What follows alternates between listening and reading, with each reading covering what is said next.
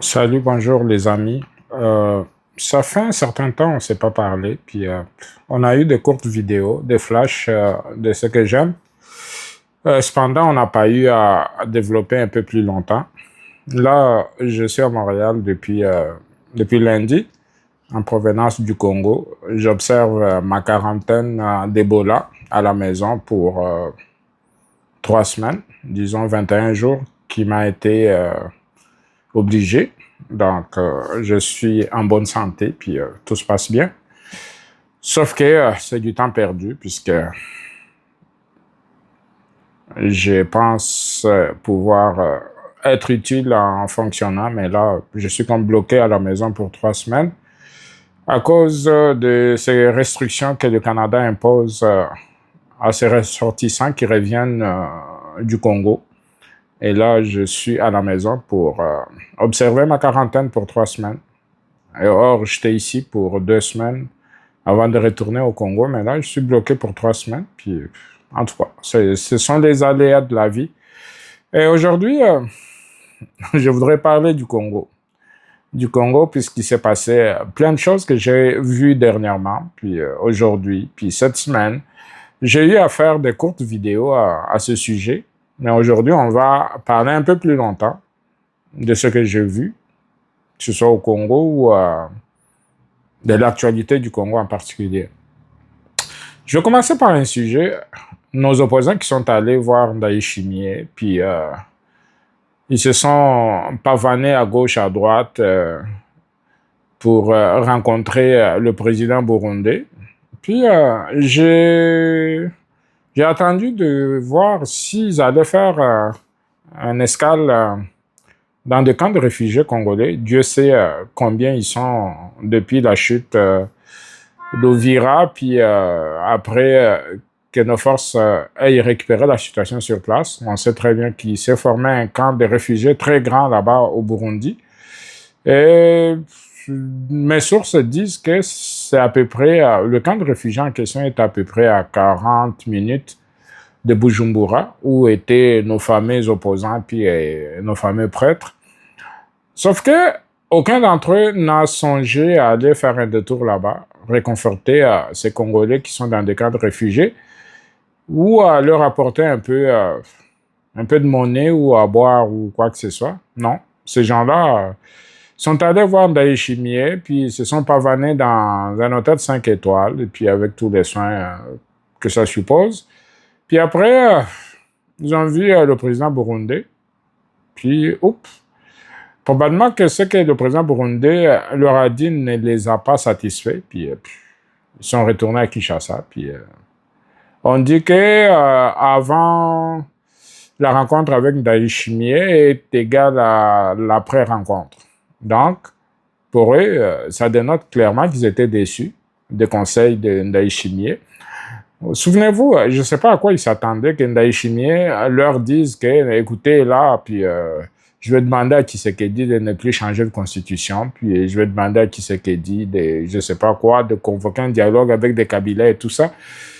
Bon, là, c'est mal ignoré la situation où ils sont allés juste pour des hôtels, puisque s'ils étaient allés pour rencontrer Ndayishimiye, puis essayer de plaider pour que Tshisekedi change d'avis, je pense que en partant, ils tiraient déjà à côté, puisque Tshisekedi et Ndayishimiye sont des alliés.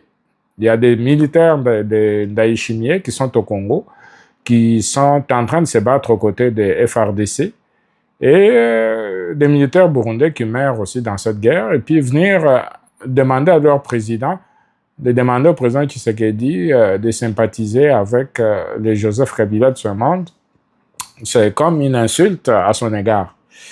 En même temps, il comprenait très bien. Il demande à Ndayishimiye de demander à Tshisekedi de ne pas changer de constitution. On sait très bien que le Burundi l'a fait. Puis c'est ça qui fait que Ndayishimiye est toujours au pouvoir jusqu'à nos jours.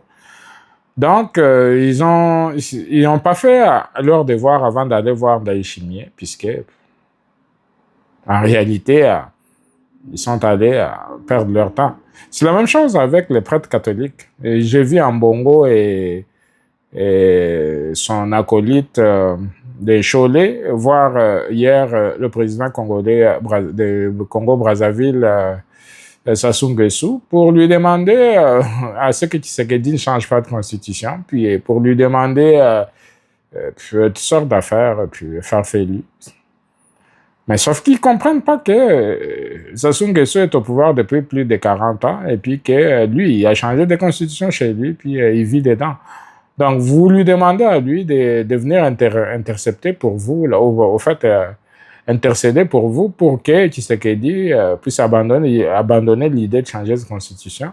C'est comme, en tout cas, c'est un peu plus compliqué avec les opposants congolais. On ne sait plus à quel sein s'est voué avec eux, puisque tout ce monde-là, ils sont retournés, puis tous fâchés. Puis là, ils visent que par la manifestation du 22 juillet, puis écoute, ils sont requinqués, puis ils sont fâchés, puis ils veulent absolument que le président Tshisekedi il pose des conditions. Ils lui disent, écoutez, avant tout dialogue, il faut qu'il abandonne l'idée de changer de constitution, puis qu'il fasse, qu'il libère des prisonniers politiques, puis qu'il...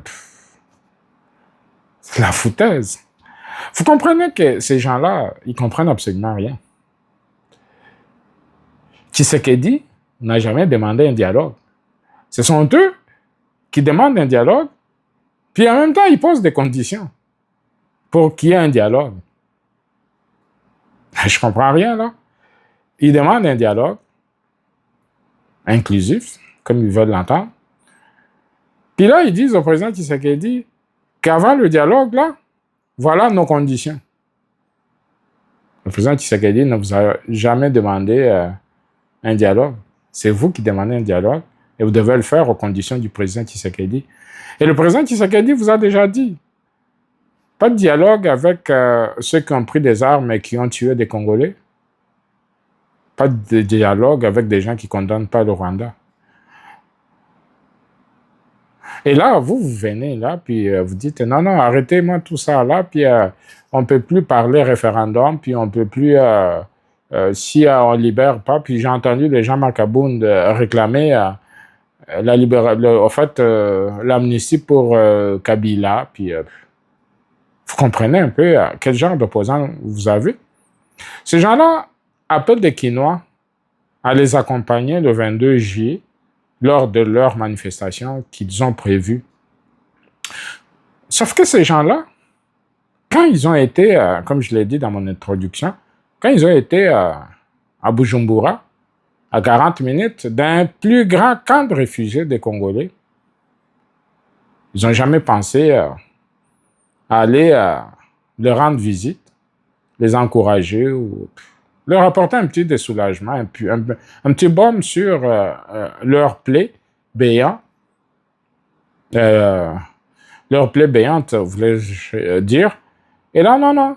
Ces gens-là, ils sont passés à côté de la plaque, puis ce qui les intéressait, c'est leur pouvoir qui est en danger, puisque si Tshisekedi change de constitution, il est là pour encore un bon bout de temps. Et ça, eux, ils ne veulent pas l'entendre de cette oreille-là. C'est pourquoi toute possibilité ou toute invitation qui leur est faite pour essayer de plaider leur cas, ils vont courir vite. Pathétique. Ces gens-là, ils appellent maintenant les Quinois à venir le 22 juillet à leur manifestation pour demander la démission du président Tshisekedi. Tiens. Vous voulez que le président Tshisekedi convoque un dialogue, puis vous voulez en même temps le chasser de pouvoir. C'est à dormir debout cette histoire-là, puisque finalement on ne comprend plus quel genre de personne vous êtes. Vous voulez une chose et c'est le contraire. Mais c'est que certains, le président Tshisekedi n'a pas intérêt à vous écouter, puisque vous avez montré vos limites. Vous avez menti pour la plupart d'entre vous que vous avez été blessé lors de la manifestation du mois de juin, puis que certains avaient reçu des balles et puis tout ça. Là, mais on vous a vu au Burundi en forme et puis avec rien qui dénotait clairement que vous avez été blessé. Et là, vous revenez encore, puis vous voulez requinquer ce peuple-là pour qu'il vienne vous accompagner dans votre messe funèbre. Vous voulez qu'il vienne vous accompagner pour aller demander la démission du président Tshisekedi. Quant à Yep, là, dites un peu, dites-moi là, M. Fayoulou, M. Sesanga, puis, et tous les autres, les Katumbi de ce monde, dites-moi un peu là, si vous demandez que Tshisekedi démissionne, après, il va se passer quoi?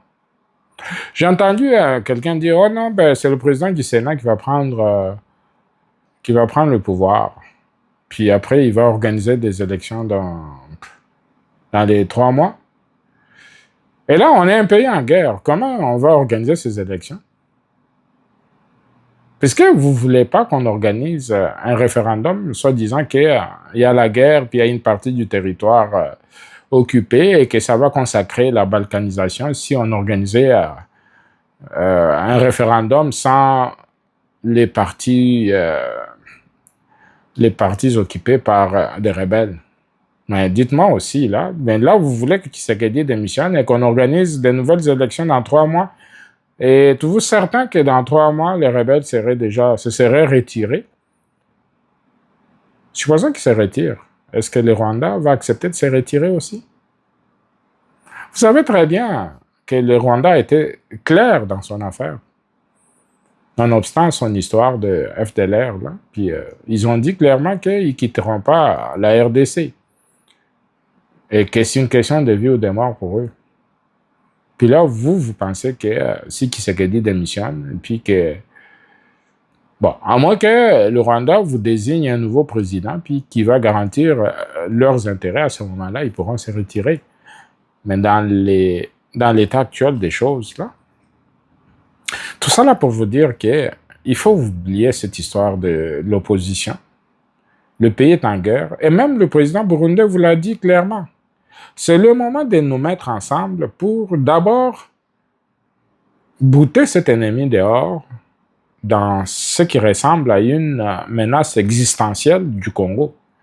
Le Congo est en danger, mais vous, tout ce qui vous intéresse, c'est que Tshisekedi s'en aille et puis que un d'entre vous puisse occuper le fauteuil. Puis pour quelle finalité si le Congo, vous n'êtes pas capable de défendre les intérêts du Congo ensemble?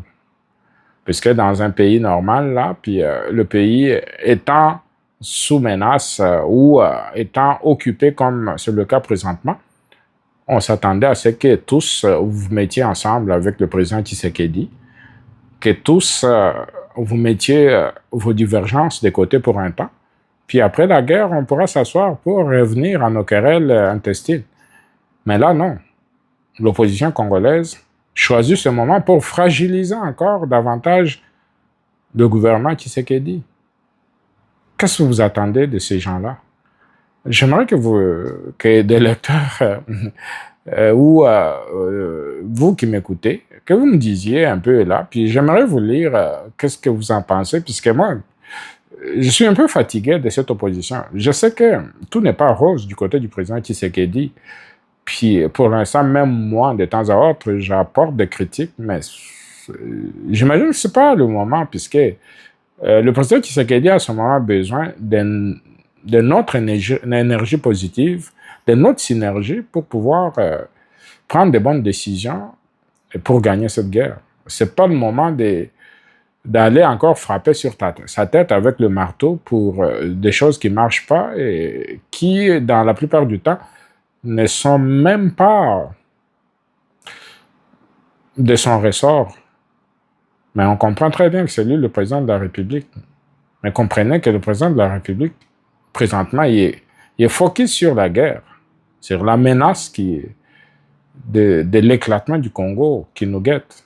Comment voulez-vous que le président Tshisekedi fasse abstraction de tout ça là, puis qu'il s'occupe de tout et de rien en même temps? Je pense qu'on devait mettre de l'eau dans notre vin pour certaines choses qui ne fonctionnent pas et appuyer le président Tshisekedi pour d'abord gagner cette guerre. Du reste, là, puis moi, je suis un peu plus à Kinshasa, comme vous le savez, mais ce que je vois du travail qui est abattu, c'est vrai que c'est pas encore très visible. Tout Kinshasa est en chantier sur le plan infrastructure. On le voit un peu partout, des nouvelles routes qui sont en train d'être construites, des ponts, puis toutes sortes de choses. Et pendant ça, le pays est encore en guerre, hein, n'oubliez pas. Et je suis certain d'ici l'année prochaine, là, on va voir un autre visage de Kinshasa avec des routes pimpant neuves, surtout avec cette astuce ou cette détermination à fabriquer maintenant des routes en béton, puisqu'on sait très bien que des routes en bitume, là, puis qu'on nous avait habitués depuis un certain temps, c'était des routes, somme toute, des détournements d'argent, puisque c'était des routes qui n'avaient pour durée de vie que 3 à 6 mois, puis après, c'était des trous partout. Et là, maintenant, on est en train de construire des routes qui vont être durables, puisque c'est des routes en béton, puis je pense que ça va être une bonne chose. Donc, voilà un peu ce que je voulais vous dire. Ben, bonne soirée à tout le monde, et puis on pense que le Congo va avancer. Bonne soirée à tout le monde.